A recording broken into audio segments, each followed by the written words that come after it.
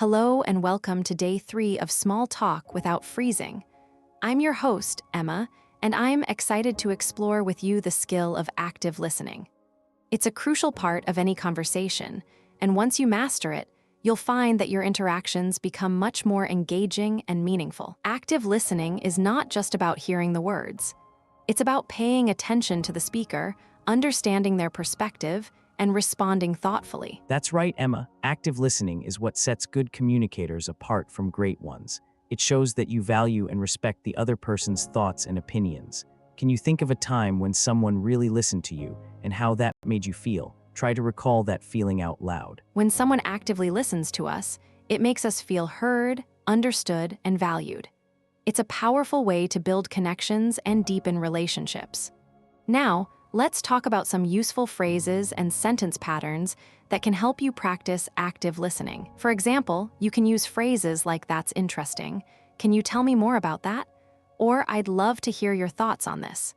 These phrases show that you're engaged and interested in the conversation. Exactly, and it's also important to pay attention to your body language. Maintaining eye contact, nodding, and facing the speaker are all nonverbal cues that indicate you're actively listening.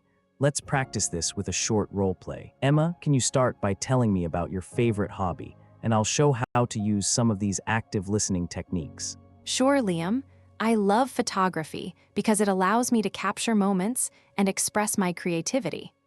I find it really fulfilling to see the world through the lens of a camera. That sounds fascinating, Emma. I've always been curious about photography. Can you tell me more about what inspires your shots? And remember, listeners, try to think of a question you would ask in this situation to show your interest. Well, Liam, I find inspiration in nature, architecture, and people's stories. I believe that every subject has a unique story to tell, and as a photographer, my job is to uncover and capture that story.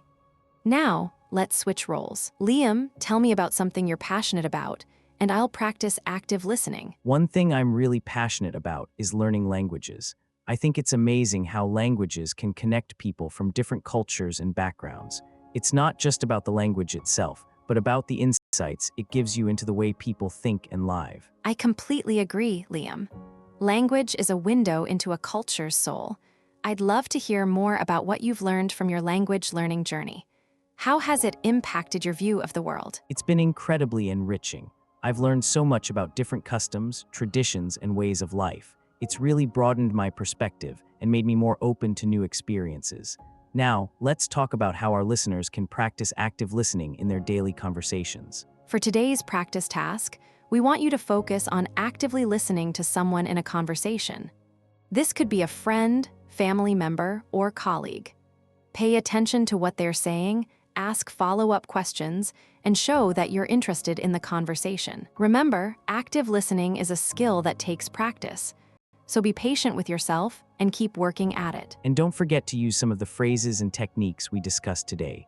The more you practice, the more natural it will feel. Now, let's think about what's coming up next in our challenge. Tomorrow, we'll be exploring another essential skill for improving your small talk. That's right. We have a lot to cover, and each day builds on the skills you're learning.